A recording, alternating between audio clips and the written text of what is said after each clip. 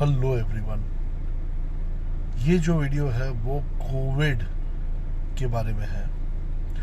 हमारी news media regular basis पे आंकड़े बता रही है, जिसमें से एक आंकड़ा ये था कि चाइना में 4 करोड़ लोगों को संक्रमण हो गया कोविड का। एंड ये जो कोविड है ओमिक्रॉन वेरिएंट, वो बहुत ज़्यादा स्पीड में संक्रमित होता है।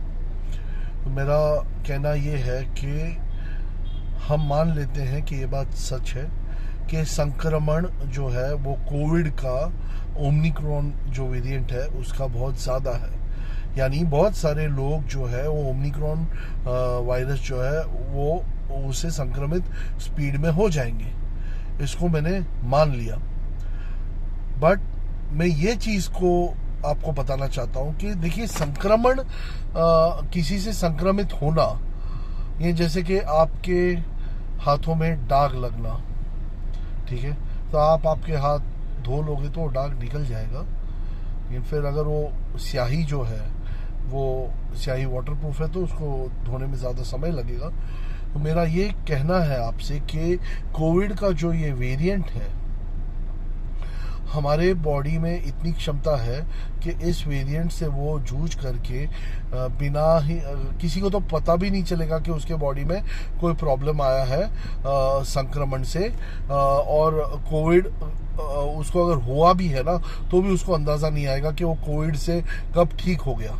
वैसा भी होता है। बेसिकली हमारी गवर्नमेंट ने, क्योंकि WHO ने वापस प्रेशर डाला है, तो वो 2% लोगों की टेस्टिंग उन्होंने चालू की है।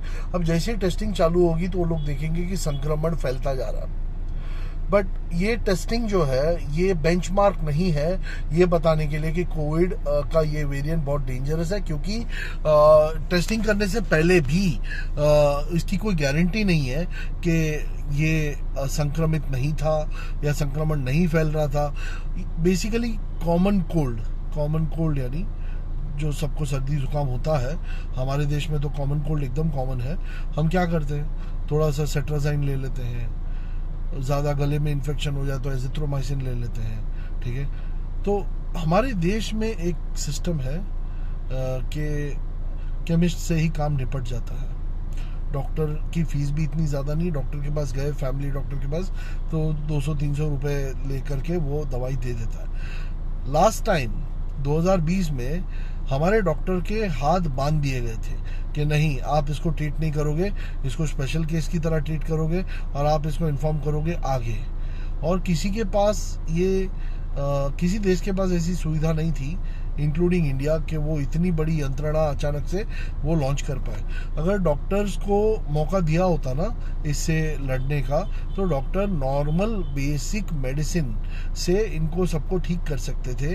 बेसिकली साइड इफेक्ट से जूझ करके ख़त्म कर देते थे कि वायरस जो है उसके साथ तो बॉडी लड़ लेगा, लेकिन उसके वजह से जो साइड इफेक्ट्स आ रही है, जो बैक्टीरियल मैनिफेस्टेशन हो रहा है, उसके लिए समझो एजिथ्रोमाइसिन, या समझो सर्दी हो रही है, रनी नोज है तो उसके लिए चलो सेट्राजाइन ले लिया, खांसी आ रही है तो डेक्स्ट्रोमेथोर्फेन ले लिया इनवॉलेंटरी कॉफिंग के लिए। तो ये जो चीज़ें हैं, ऐसा करके डॉक्टर आराम से ठीक कर सकते थे। और थोड़ा सा इम्यूनोसप्रेसेंट कॉर्टिकोस्टेरॉइड जैसे प्रेडनिसोलोन हुआ, वो डॉक्टर के गाइडेंस में 1-2 दिन स्टार्टिंग में लेकर के और नॉर्मलाइज करके सब कुछ सही हो सकता था। ये जो है ये हमारे यहाँ कोविड के हाहाकार, यानी पूरा का पूरा नकली हाहाकार बनवाया गया था, क्योंकि डॉक्टर को मौका ही नहीं दिया ट्रीट करने के लिए। डॉक्टर भी, आपको सबको पता होगा, अपना फ़ोन स्विच ऑफ करके इसलिए बैठे थे क्योंकि किसी को अपना लाइसेंस नहीं खोना है WHO के सामने।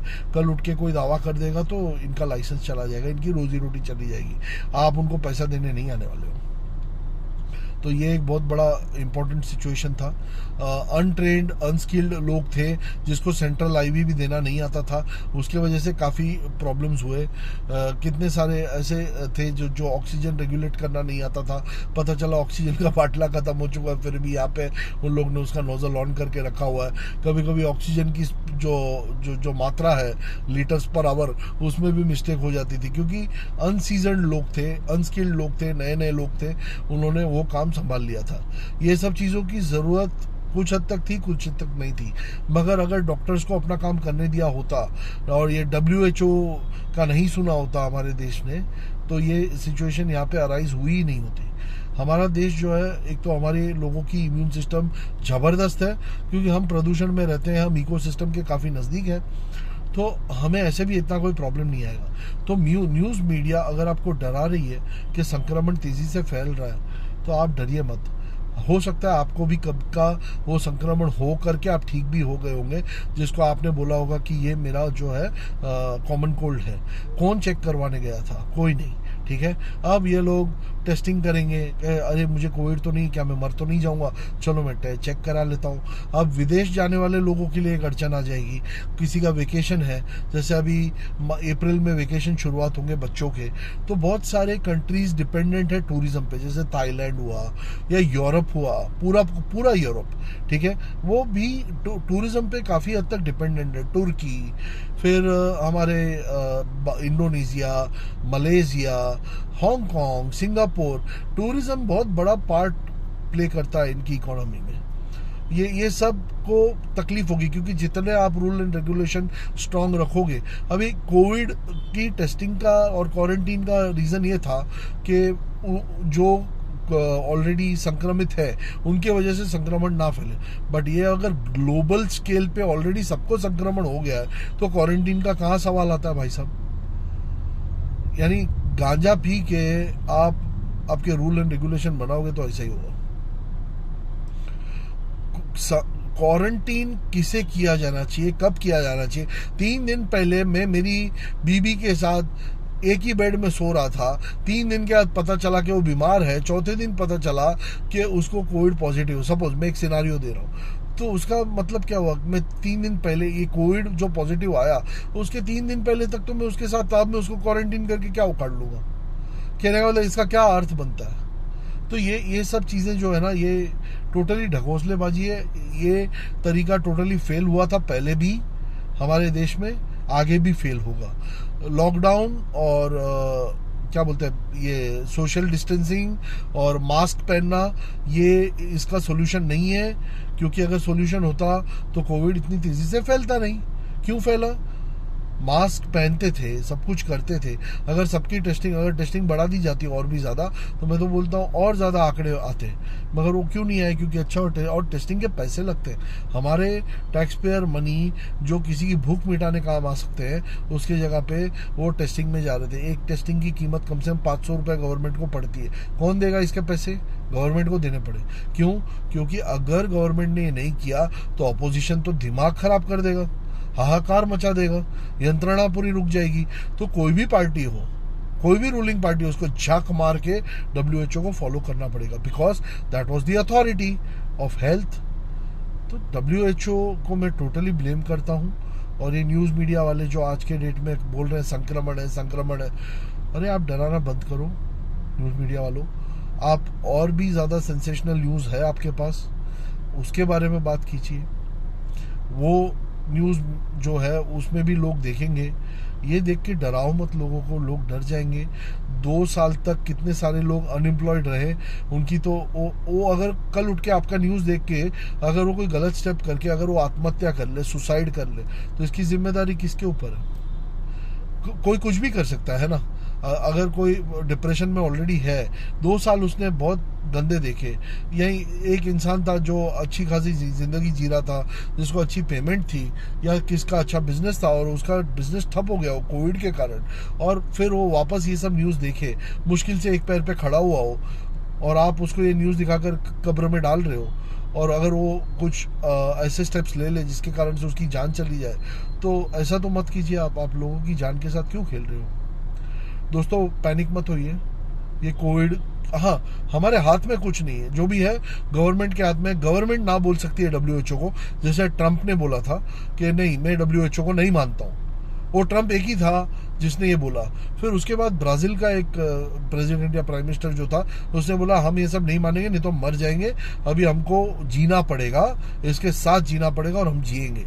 और वो लोग ने सब कुछ ओपन कर दिया कि भाई कोविड से लड़ लेंगे, लेकिन पहले भूखमरी से लड़ना है। तो ये जो था ना, ये डू और डाई सिचुएशन लोगों की जो थी, इसके वजह से लोग में समझदारी आई और ये सब मगजमारी पूरी हुई।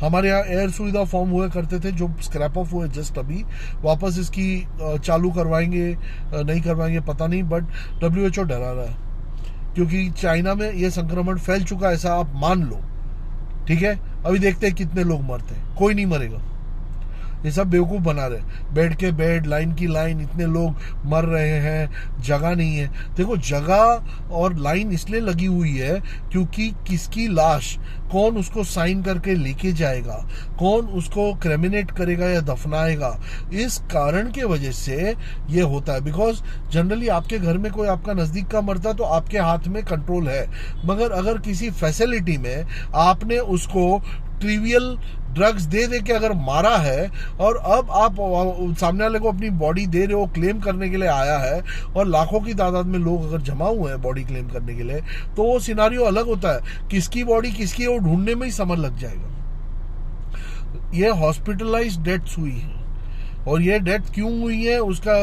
मेरे पास तो कोई प्रूफ नहीं है, बट मेडिकेशन के कारण ज्यादा लोग मरे होंगे ऐसा मेरा मानना है, क्योंकि ये जो मेडिसिन है एंटीवायरल मेडिसिन का बाकायदा टेस्टिंग कराया जा रहा था। ऑर्गन ट्रेडिंग के नाम में भी बहुत सारी चीजें हुई है, लोग बोलते हैं ये इसको आप एक समझो कि ये एक क्या बोलते हैं, हो सकता है ना हो सकता है हो, बट आप डिनाई नहीं कर सकते ये सब फैक्ट्स को। तो दोस्तों मैं यही बोलूँगा, डरो मत, डर फैलाओ मत, भगवान से प्रार्थना करो कि हमारी सरकार इस बार कोविड के नॉर्म्स को जो WHO ने दिए वो फॉलो न करे, और बस हम लोग ऐसे ही कोविड से लड़ने की भी ज़रूरत नहीं है, हम ऑलरेडी उससे संक्रमित ऐसे हैं कि सभी को कोविड की वायरस अंदर घुस चुकी है और उससे हम जीत चुके हैं। बस यही बोलना था दोस्तों, अगली बार किसी और टॉपिक पे बात करूँगा, तब तक के लिए be safe, be strong and have a nice day.